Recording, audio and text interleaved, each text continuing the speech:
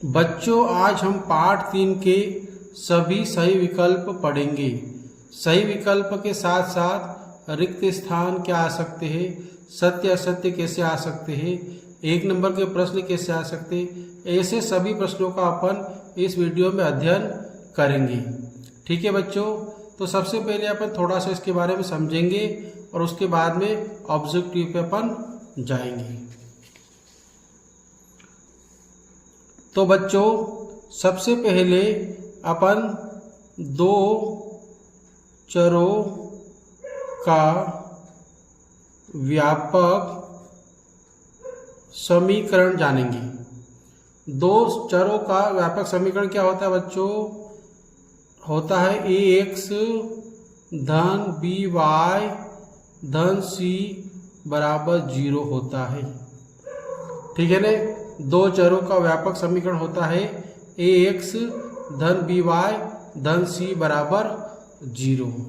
अब अपन देखेंगे कि 2 चरों के 2 समीकरण अलग अलग दिए हैं। a1x धन b1y धन c1 बराबर 0 और a2x धन b2y धन c2 बराबर 0 दिया है। तो इसकी कितनी स्थिति बनती है और क्या क्या स्थिति बनती है? तो सबसे पहली स्थिति बनती है कि इसका अद्वितीय हल होता है। क्या होता है बच्चों? अद्वितीय हल होता है। और अद्वितीय हल में a1 बटे a2 बराबर नहीं b1 बटे b2 होता है। अद्वितीय हल में a1 बटे a2 बराबर नहीं b1 बटे b2 होता है। और रेखाएं जो होती है वो प्रतिच्छेदी होती है। रेखाएं कैसी होती है बच्चों? प्रतिच्छेदी रेखाएं होती है। रेखाएं प्रतिच्छेदी होती है और इसका संगत हल होता है। इसका संगत हल होता है। इनमें क्या होता है कि एक रेखा इस प्रकार से काटती है और रेखा इस प्रकार से काटती है, तो यहाँ का बिंदु होता है, यह अद्वितीय बिंदु कहलाता है, इसलिए इसको अपन अद्वितीय हल कहते हैं। दूसरी स्थिति होती बच्चों कोई हल नहीं। कोई हल नहीं। कोई हल नहीं में क्या होता है बच्चों? a1 बटा a2 बराबर होता है b1 बटा b2 के, परंतु c1 बटा c2 के बराबर नहीं होता है। और जो रेखाएं होती है वो कैसी होती है बच्चों? समांतर होती है। कैसी होती है? समांतर। समांतर कैसी होगी? इस प्रकार से होगी।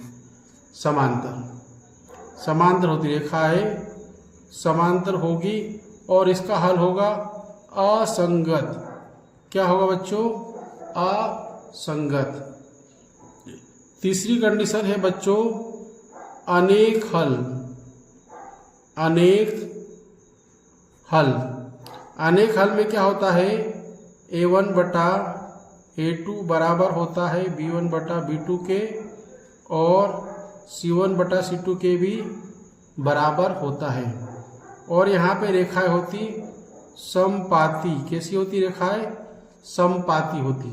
समपाती का मतलब होता है रेखा के ऊपर रेखा।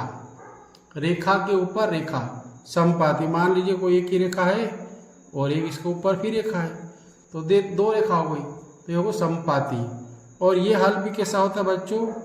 संगत होता है और इसको आश्रित भी कहते हैं। आश्रित भी कहते हैं। तो चलिए अपन सही विकल्प शुरू करते हैं। पहला प्रश्न है निम्नलिखित में से 2 चरों में रैखिक समीकरण है। 2 चर का रैखिक समीकरण है।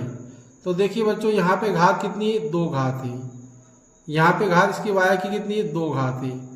यहाँ पे y की घात कितनी है? 2 घात है। और समीकरण अपना कैसा है? रैखिक। रैखिक का मतलब होता है उसकी 1 घात हो। तो यहाँ पे देखिए 5x में x की भी 1 घात है और y की भी 1 घात है। तो इसका उत्तर क्या होगा बच्चों? ये वाला प्रश्न का उत्तर होगा, ये होगा 2 घात का रैखिक समीकरण, 2 चर का रैखिक समीकरण।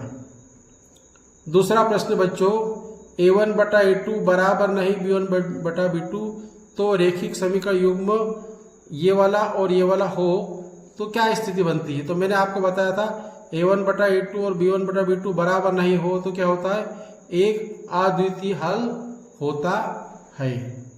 ठीक है बच्चों, आगे बढ़ते हैं।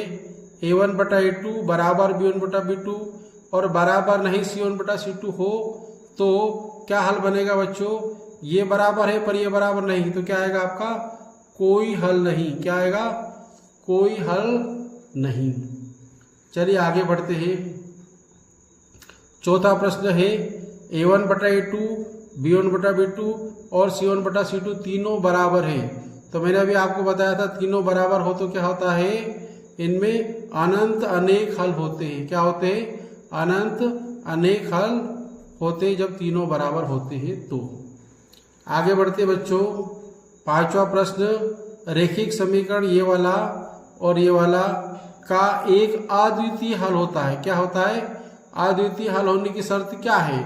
तो अद्वितीय में क्या होता है, a1 बटा a2 बराबर नहीं b1 बटा b2, ये आता है। ठीक है बच्चों, अगला प्रश्न देखते हैं अपन। रैखिक समीकरण ये वाला और ये वाला का कोई हल नहीं की शर्त क्या है, कोई हल नहीं। तो कोई हल नहीं में क्या आता है, a1 बटा a2 तो b1 बटा b2 के बराबर होता है पर c1 बटा c2 के बराबर नहीं होता है, तो ये इसका उत्तर आएगा। आगे बढ़ते हैं अपन। रैखिक समीकरण ये और ये के अनंत अनेक हल होने की शर्त क्या है। तो अनंत अनेक हल में तीनों क्या होते हैं, बराबर होते हैं। तो a1 बटा a2 बराबर b1 बटा b2 बराबर c1 बटा c2। ठीक है बच्चों, आगे बढ़ते हैं। बच्चों अगला प्रश्न है, रिक्त स्थान की पूर्ति कीजिए। प्रश्न पहला क्या है, समीकरण 2x धन 3y बराबर 5 में यदि x बराबर 1 हो तो y का मान क्या होगा। तो बच्चों इसको हल करना पड़ेगा, अपन हल करके देखते हैं।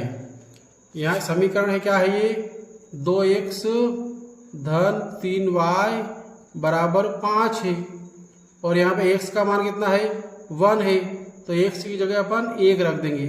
तो 2 गुणा 1 धन 3y बराबर 5, 2 में 1 का गुणा करेंगे तो 2 धन 3y बराबर 5। ये 2 धन का है, पक्षांतर करेंगे तो क्या हो जाएगा, 3y बराबर 5 माइनस 2 हो जाएगा। तो 3y बराबर 5 में से 2 गया तो 3 बचा। तो y बराबर क्या हो जाएगा बच्चों, 3 बटा 3, ये y बटे में चला गया, 3 से 3 कट गया तो y का मान कितना आ गया, 1 आ गया। तो इस प्रकार से अपने को मान रख के हल करना है। तो यहाँ पे y का मान कितना आ गया बच्चों, 1 आ गया। ठीक है, आगे बढ़ते हैं। वह समीकरण जिसको ax धन by धन c बराबर 0 के रूप में रखा जा सकता है, जहाँ a, b और c वास्तविक संख्या है और a और b दोनों शून्य नहीं है, तो दो चरों x और y में एक समीकरण कहलाता है।